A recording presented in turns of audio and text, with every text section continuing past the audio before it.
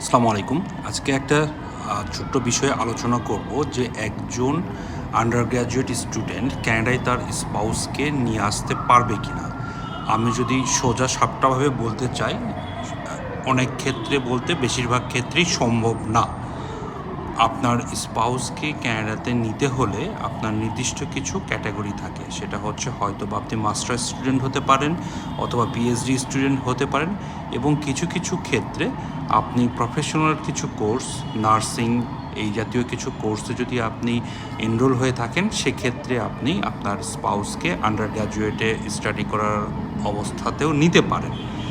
তবে এক্ষেত্রে কি করা যেতে পারে, যদি আপনি এর একটিতেও অন্তর্ভুক্ত হয়ে না থাকেন, তাহলে আপনাকে যে জিনিসটা করতে হবে, ভিজিটর ভিসার জন্য আবেদন করতে হতে পারে।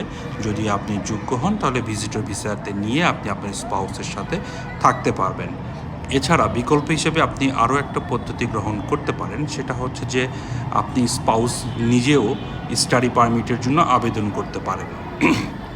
তবে প্রশ্ন হতে পারে যে কখন আমি আমার স্পাউসকে নিতে পারবো। আপনি আপনার স্পাউসকে নিতে পারবেন যখন আপনি আপনার আন্ডার গ্র্যাজুয়েট কমপ্লিট করে আপনি একটা ভালো জব পেয়েছেন, যাকে টিয়ার 0, 1 অথবা কিছু কিছু ক্ষেত্রে টিয়ার 2 এবং 3 লেভেলের জব পেলেও আপনাকে স্পাউস নেওয়ার জন্য অনুমতি দিতে পারে।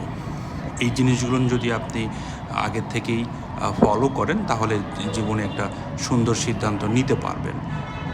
ধন্যবাদ সবাইকে।